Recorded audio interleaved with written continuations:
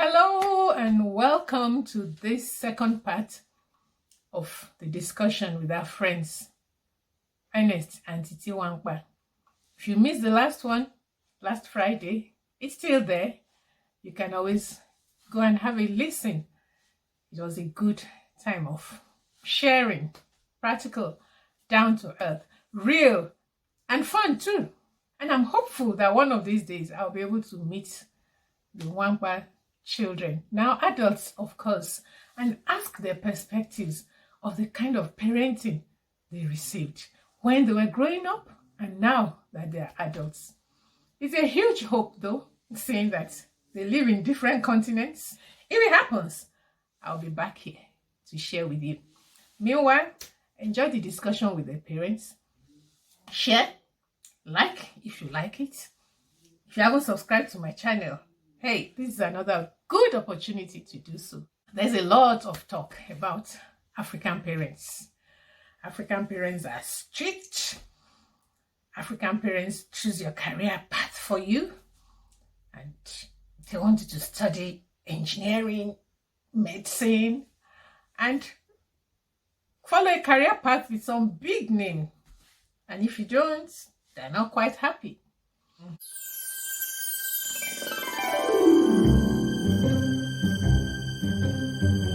Let's talk about your children.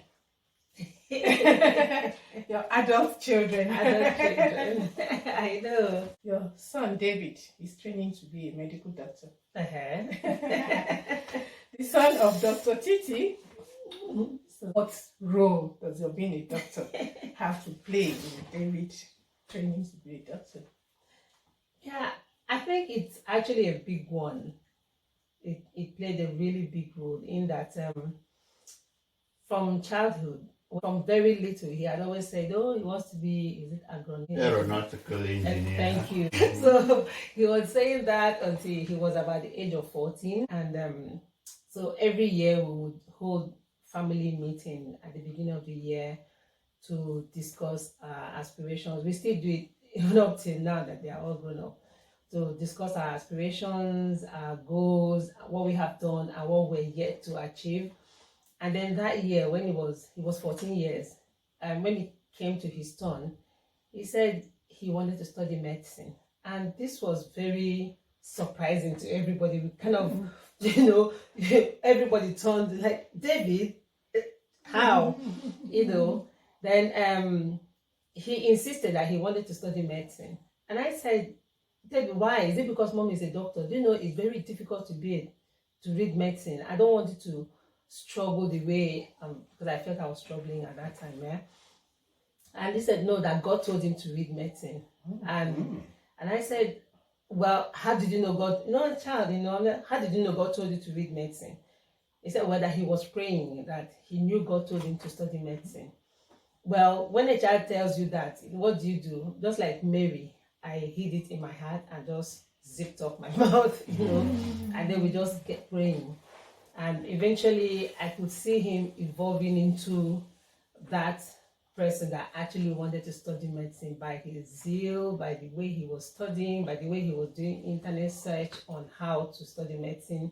And then eventually God helped him, made a way, and it was also miraculous. But how I got to know that me being a doctor played a big role in it was that I think he was in his second year. They were asked to write why they wanted to study medicine. That was in the school, in the university, and he did a very long write-up, and everything was about me being a doctor. Oh. Yes. So and then he sent it to me. He sent a copy to me. I remember that time when I was still in training, and I was struggling. I had a bit of struggles in my training, but that sort of lifted me so much, because he was writing that he watched his mom really taking on her vision and pursuing it and getting to be a doctor, even at the age where it was most difficult with 3 children. And he also wrote about we as a family doing medical missions in Nigeria, because for me that was one of the major vision we had as a family medical missions, and we were doing it before we left Nigeria. We used to go to rural places with the gospel and with medicine to give free healthcare, and at the same time give the people the word of God, give them hope, and that really helped. We were also pastors in the church, and it helped the community to trust us that we were providing this healthcare for them, and seeing people that wanted to do that for them, they kind of learned to trust us first. And then when we gave them the gospel, they trusted that we were bringing something good to them. And the kids were all involved in all these movements to rural places, villages, different places. And when he wrote about them, I was really touched because what did he say about that? So he said that he watched how we gave out compassion to people. You need to read that thing. Maybe later I'll bring it for you. Yeah, I would really love to read it. Yeah, he talked about how we went to one of the villages. That was I think my own village, and how he watched without waking up early and meeting all the people despite being tired. We go around the village doing morning cry, announcing the program, and at the same time tirelessly just doing everything. So that thing he wrote sort of showed how you contributed. You didn't know that you contributed. Yeah. And wanting to be a medical doctor. Yes. We didn't really didn't know know. he was taking notice. We didn't know. Yeah, he was taking notice. And to think We that, didn't know. think that brought you encouragement Yeah. when you found yourself struggling at some point with your GP training. Yeah. So it's like you sowed and you were reaping. Yeah, and it felt like, this was not a waste after all. Yeah. Like my effort going back to medicine. Because at some point, honestly, you would wonder whether you made a mistake, even though we were convinced that this is what God wanted for us. In fact, my husband had a conviction much earlier from start, I wanted to study medicine, but because of life situations, I couldn't. But he knew or was convinced that I should go back, even at a point when I decided that I wasn't going to do it anymore. But at some point, I had that conviction from the Lord, and I told him, and he said, well, I've just been praying for you. But at some point, I quarreled with him. I was like, why are you wanting me to go back? Is it that your wife must be a doctor? Why are you wanting me to go back to medicine? But when the Lord convinced me to go back, and I did, I told him about it, and then we worked together for me to go back to school. And at some point now, the Lord convinced your son, who wanted to be an aeronautic engineer, and he said to be a medical doctor. Yeah, and it's also the conviction I got about medical missions was the same thing that he got about medical missions, because I remember, I think was it last year, we were discussing about some issues, and he stopped and said, Mommy, we have a lot to do together as doctors in the service of God. Wow. He must has feel that blessed. Yeah. So he has that at the back of his mind. And one of the reasons he actually likes his school so much is that it's one of the top It's the best tropical medicine university in the world. Wow. So, and he wanting to go back to tropical areas like tropical Nigeria to do some medical work, missions. medical missions, Wow. and that really sort of makes him happy to be in that school. So, over years, you could see that the dream is still there, and he still talks about it. Well, I've just handed everything to God, knowing that the Lord who called him, and that was one of the things when he got the admission, and we were thinking about the school fees and everything. One of the things that made us convinced that God was going to take care of him was that he started the thing with him. I mean, it was him and God that started it. We didn't tell him to study medicine, and God has been taking care of him. Yeah. The other thing was there were a lot of pointers. The way he got very serious from that point. He was already a good student, but you can see that he upped his game. The Lord helped him. One thing I like in the story is that quiet influence. You don't know it's happening, but it's happening. I like that. I can see that parents have this kind of power over children that at times you may not know, because the children are reading you. just as you are, and they follow you. You see your influence. You're influencing them without your knowing. I like that. There is this stereotyping about African parents or Nigerian parents. Have you had some of that from your children? Because you say African parents want you to either studying engineering, medicine, accountancy, pharmacy, law, courses that have names. Otherwise, they're not happy. Did you experience that? No, but, well, I think we've been very blessed not to have that from our children. I can't remember our children protesting over anything because that is the norm for Nigerian parents.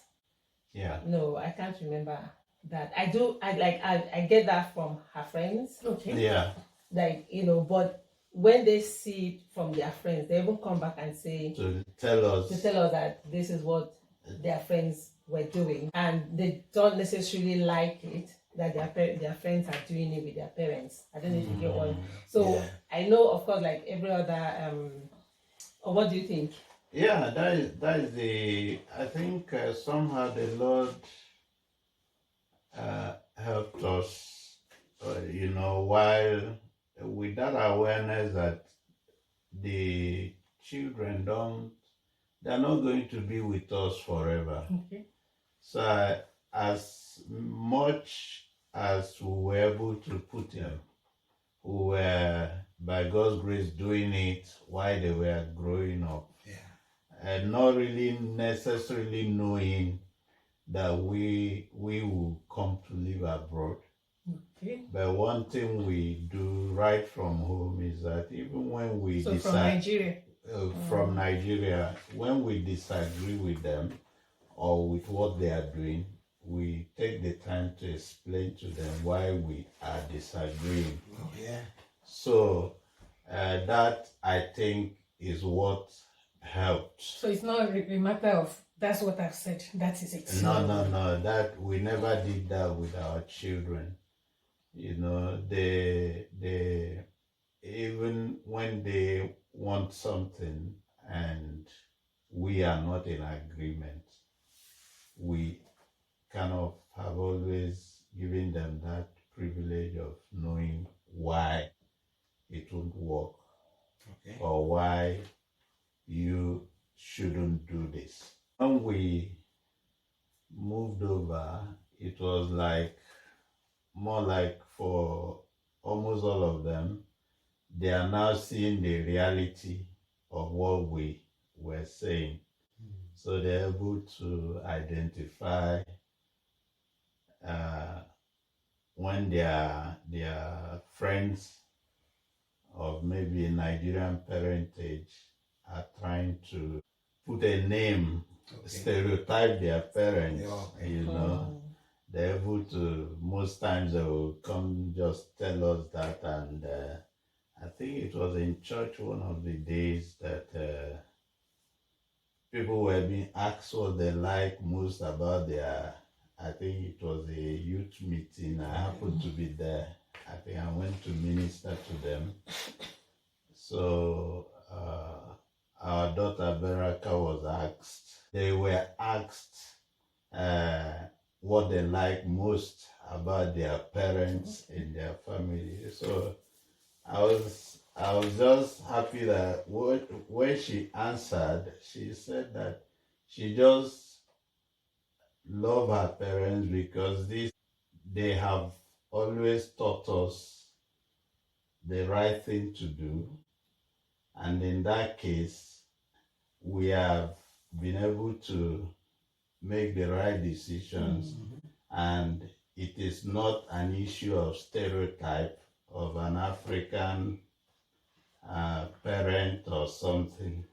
So we were made from the house to know that, look, with such and such decision made in line with God's word, we can go ahead. And there was a way in her own words she put it. Yeah, I think if I can think of what I used to tell our daughter then, and she'll say, oh, the African parents or Nigerian parents, I said, look, it's not about Nigerian parents, it's about kingdom. We are Yeah. heavenly Yeah. people. Yeah. It's not about British. It's not Yeah. about African. No. Yeah. We are God's children, and we aim to make decisions based on, just like you said, the word of God. What does God say about this? Not what does the British culture say, not what does the Nigeria culture say. I think in with that, over time, we sort of created an avenue where everybody can actually express themselves freely. Okay. So sometimes, if you see us having heated arguments, Yeah. either like, I'm here, my husband is there, Princess David, three of them against two of us. Princess And David then- Beraka. Princess Yeah. David Baraka, yeah.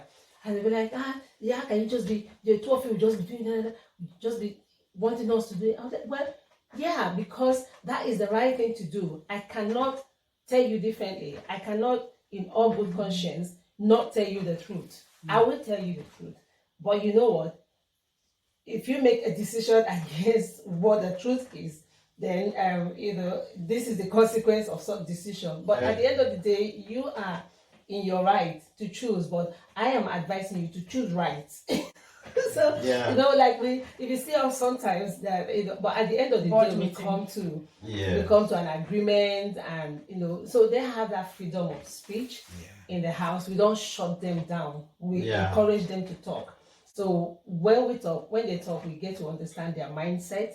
So if at any point anybody has made a decision that is not in line with what they are teaching them, they themselves know that they are making a decision that is not right, and in themselves on their own they turn back when it's time. Okay. Yeah. So of course I won't say that our children have been all perfect, children of God, no wrongs. No, I'm not going to say that. But to God be the glory. Even the decisions they have made, they made it, and they knew that we were not in support of those decisions. And at the end of the day, there has been a turnaround.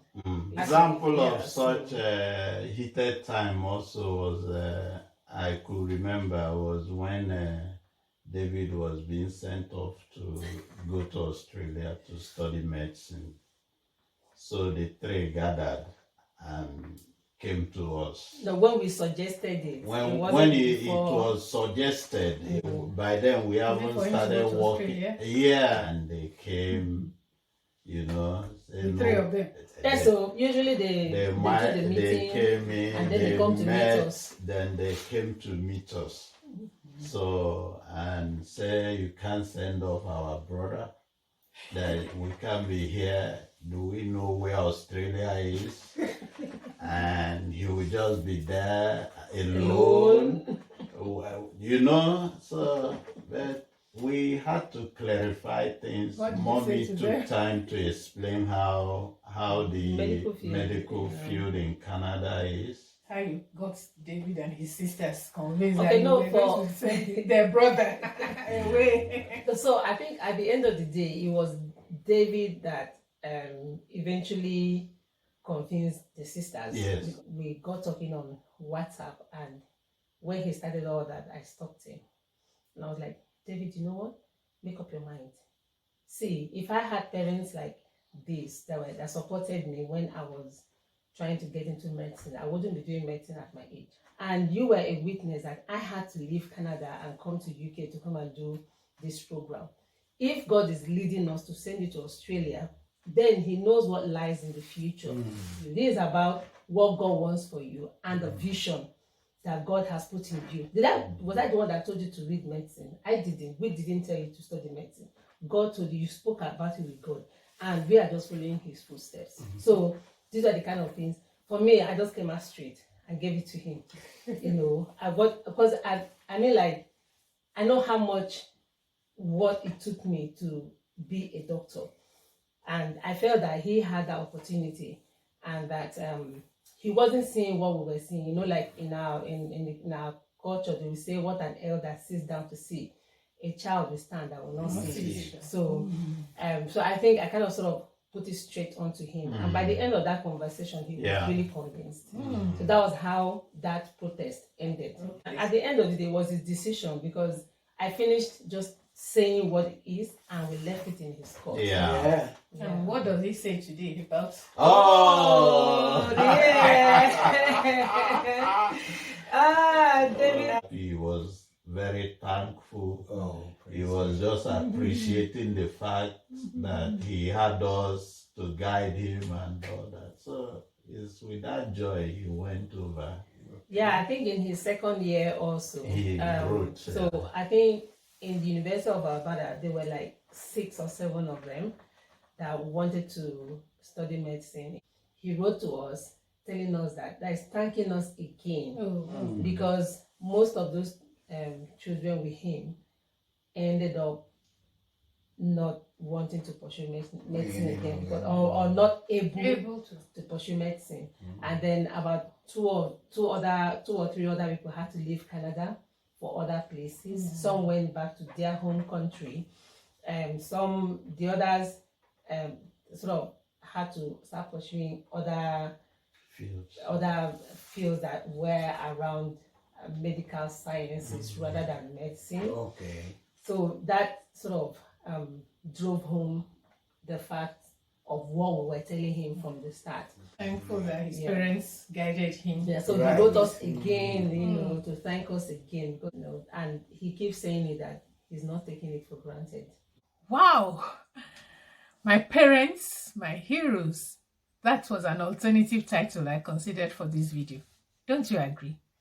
However, what Dr. Titi's son saw and what the other children saw and felt this is worth emulating, this is worth copying. Some other children may have seen and felt, oh, so much stress, there's something giving me so much stress, life is so stressful in this family.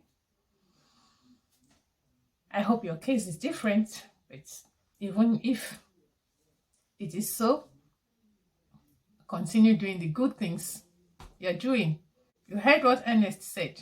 At times, it may not seem to make an impact, but in future, you may be surprised to hear that it made a big impact on them. So whichever way it's going for you in your family right now, don't be discouraged. There is hope. Just do what you need to do, and your children will look back, rise up, and call you blessed. Amen. And can I request that you share your own experiences of raising your children? What has worked for you? What hasn't worked? Maybe what you wish you did differently? And what would you advise parents to do differently? And if you're an adult child watching this, do us a favor, drop comments for us. Yeah, if you feel like, how was it for you? Especially if you're an African child raised by African parents. I'm just joking. If you're an adult child, why don't you let us know how it went? I'm sure it's not just about African parents and African children. What was your perspective of the kind of parenting you received then, back then? And now, when you look back, what do you think about how you were parented? Do share with us in the comments. Be generous. We can all learn from you. And maybe say what you're going to do differently with your own children. Thank you. Remember to like and to share and to drop your comments. And I'll see you in my or our next video.